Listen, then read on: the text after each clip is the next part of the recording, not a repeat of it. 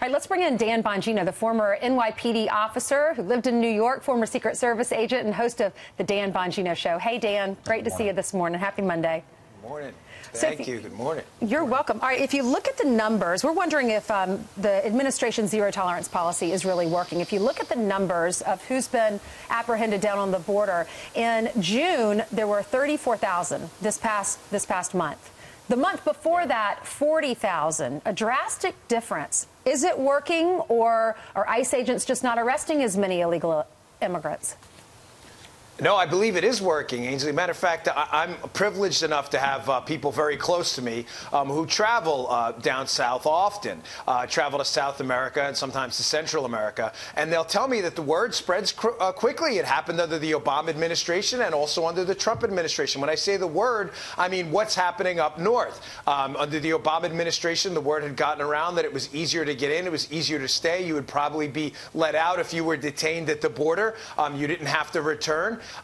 Again, this is on the ground information. It's not a scientific survey. I'm not making universal proclamations. I'm just telling you, based on the experience of people very close to me, yes, when you go down there, word does get out that zero tolerance is in effect, and you may want to think twice about going up north illegally. I need to correct myself really quickly. I said ICE. It's Border Patrol that's down there on the border, not CBP. ICE. So the word, Dan, that folks are getting south of the border, if they're thinking about going north, is that if I get caught, I'm going to go to jail. And if I'm with my family, you know, we're all going to be in jail.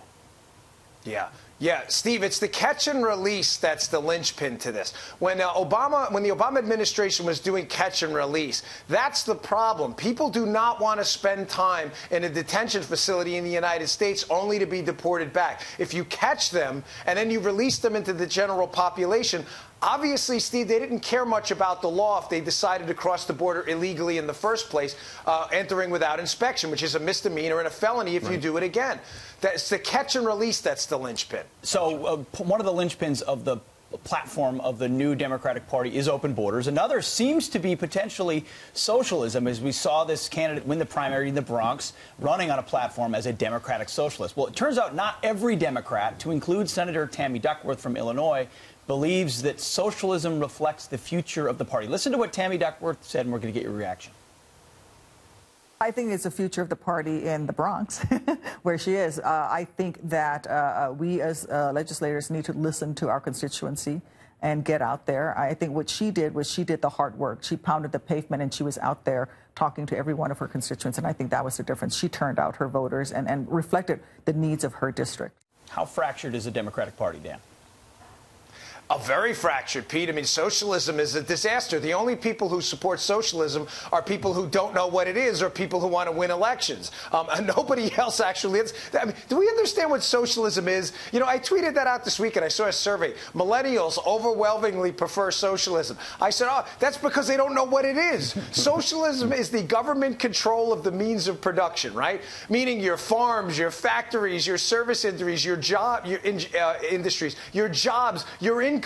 That's all controlled by the government. You know, it's interesting that people tweet that stuff. Like, I support socialism, not even realizing you wouldn't even own that iPhone if you were living in a socialist government. Its record of destruction, candidly, of death, hundreds of millions of dead under socialism.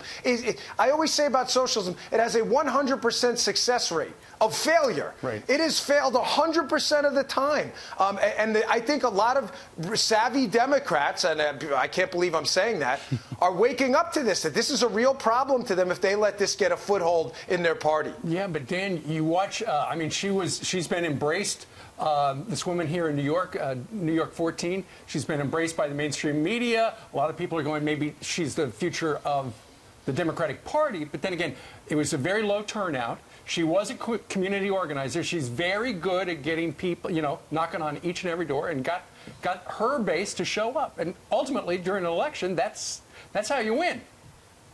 Steve, I ran in a race. I lost I actually won the race on election day. I lost 4 days later on the absentee count in what would have been a massive upset. And you know how I did it?